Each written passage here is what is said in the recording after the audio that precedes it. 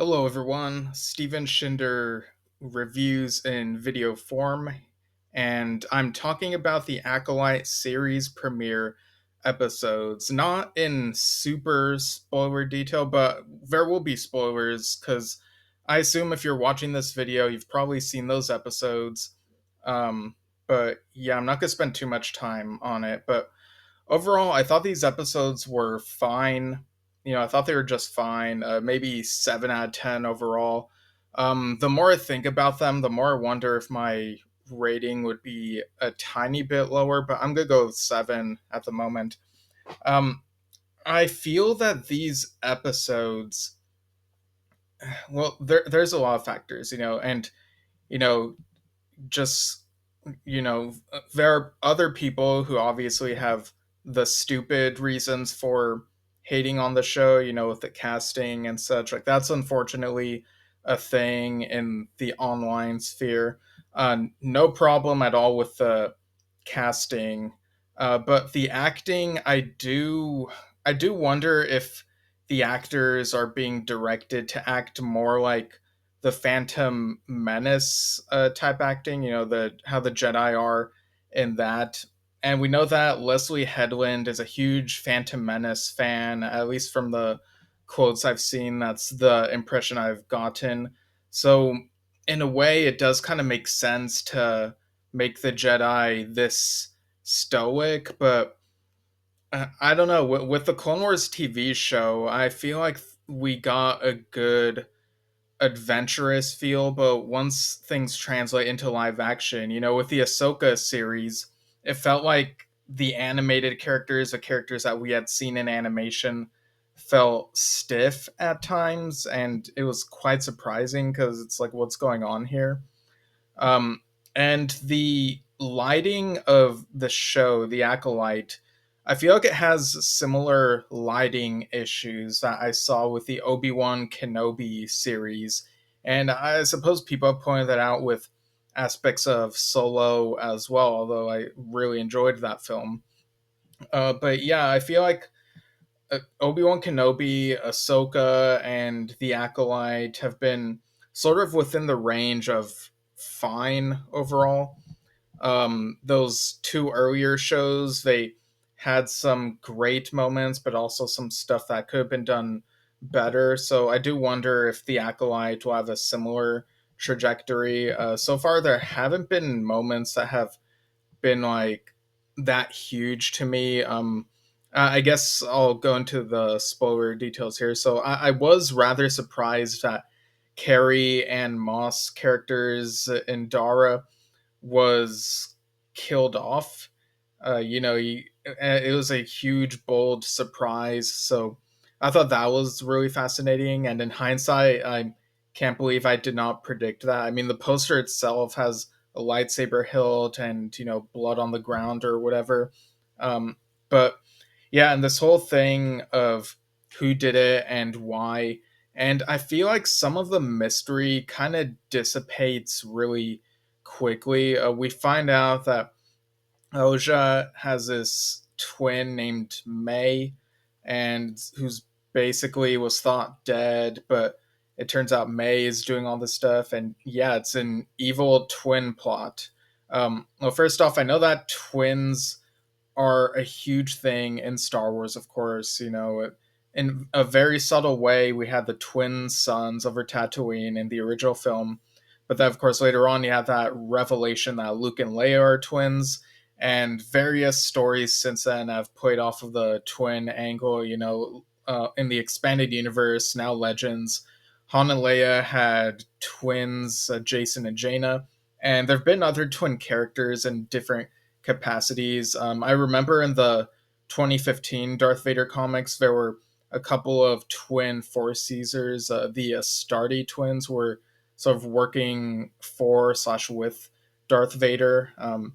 It's been a while since I've read those. So it's very much in the DNA of Star Wars. And I know that people are like, oh, Star Wars is supposed to rhyme. And, so sometimes I feel like it doesn't really need to. But the evil twin trope, I feel like is a trope that is just so goofy to me, no matter what the context. Somewhere along the line, that idea was sort of, in pop culture ingrained as this ludicrous twist. Now, to be fair, in this show, they reveal that twist early on rather than dragging it out for a while. But yeah, I don't know. It's kind of hard for me to get past it. There was one show in the 2000s I thought did the evil twin twist really well, but I won't say what it is in case people haven't seen it. But yeah, I don't know. It's kind of hard for me to get past. And in terms of repeating things, I could see shades of the Ahsoka arc at the end of season 5, like the wrong Jedi and all that. You even get right down to the Alfred Hitchcock homage with the tunnel, but instead of a sewer, it's a cave. And, um, but this also kind of subverts that idea because instead of Oja being chased and whatnot and having to prove her innocence on her own, you get these Jedi characters who end up believing her sooner than you would expect. So that is kind of refreshing, but again, I do wonder if it takes away some of the struggling and the challenges of all this. Um, and there is some interesting world building, like the droid chairs. The chairs are droids that pilot ships, and I could, when I was watching this, I could already see like people are probably going to use this to fuel their criticisms toward certain Star Wars movies, like, oh, why didn't they use droid chair pilots to crash a ship into that thing? But my take is, and nothing's perfect. It's not a complete like fix, but I kind of think that maybe droid chairs might be expensive, or also during the Clone Wars there could be this mistrust against droids, given like all the battle droids and stuff like that. So that doesn't really bother me. um I do like the what's it called, the the so I do like some of the investigating, but I do wonder if more could be done with it. I don't know. I kind of thought that the writing of the show would be kind of different from what we see here. The endings feel kind of abrupt. We know like pretty much now that May is the acolyte, and she is working with someone. We get a glimpse of them. Um, and the second episode ends with, I guess this is Eunice Swatama's Wookiee character, Kelnaka, a Wookiee Jedi. So I'm very curious about that. But yeah, the endings felt really abrupt. Um, I am curious about these Jedi characters. Vernestra Rowe comes from the High Republic books, so a lot of time has passed. So if she's like super different from those stories, and that's kind of to be expected if a lot of time has passed. So people might see differences here and there with the character. Um, and Daphne Keen's character, Jackie Long, she kind of has like the David Bowie's Ziggy Stardust thing going on with the design. I do wonder if that's maybe an influence on that. There are some interesting interactions. You also got Soul and Yord, and I do want to know more about them, but I do kind of wish the acting style of the show was a bit more, I don't know, energetic. It kind of feels a little lacking to me.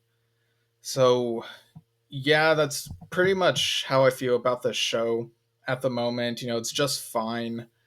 I am going to continue watching it week to week, but as far as the online discussions go, I'm not really sure how much I'll engage, if at all, because I'm not really that excited at the moment. And I'm sure some people might say maybe I've built up this show in my head for so long. It was announced 3.5 years ago that if this show is coming, it would be set in the High Republic era or at the end of the High Republic era.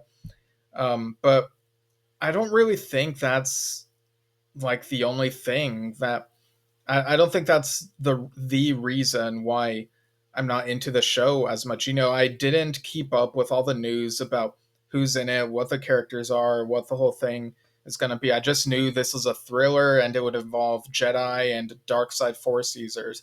And that is what we get. But as far as what's been presented on screen, it's just hasn't excited me as much as I was hoping. And I mean, being hyped for something for so long, Kingdom of the Planet of the Apes. I was looking forward to the next Planet of the Apes film for 7 years, and it got finally announced within these last couple years, and that took place in a different era. And it lived up to my expectations. It's my favorite film of the entire Planet of the Apes franchise, or second favorite film rather, behind War.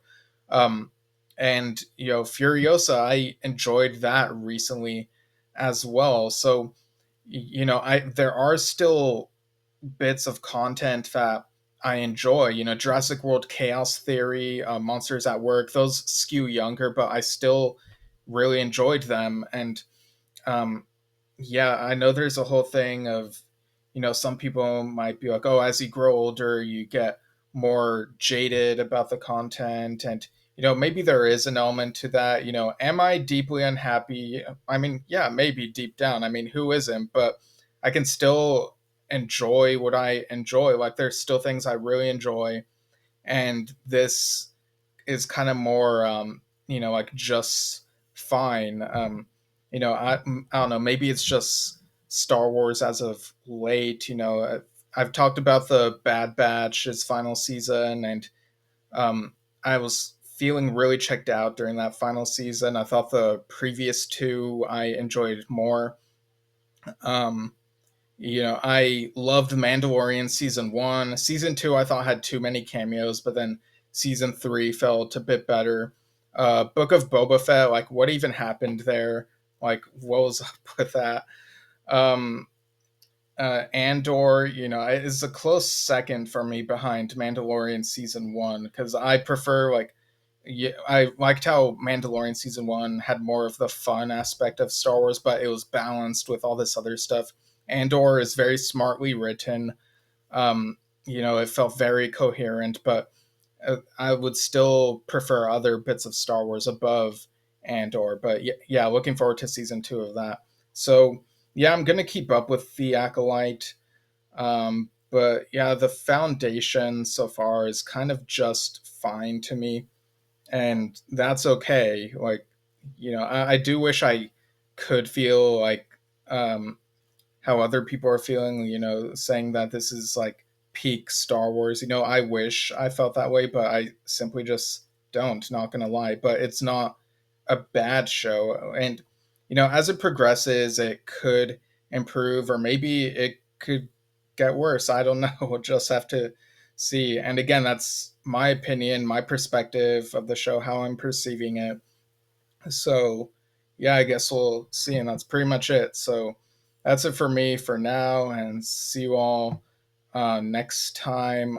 I know a Doctor Who episode, and, I'm really engaged with the Doctor Who discussion. It's vastly different from how I'm feeling about week to week Star Wars discussions. Um, there are still the bad apples in Doctor Who fandom, but the discussions of each episode are still largely fascinating to me week to week. So yeah, I'm gonna talk about the next episode, which drops Friday, but I don't know how soon I'll get to it because I'm going on a trip this weekend. So it could take a couple days, maybe after the weekend, or if somehow I manage to find time during the trip, I might get to it. So that's it for now, and I'll see you all next time.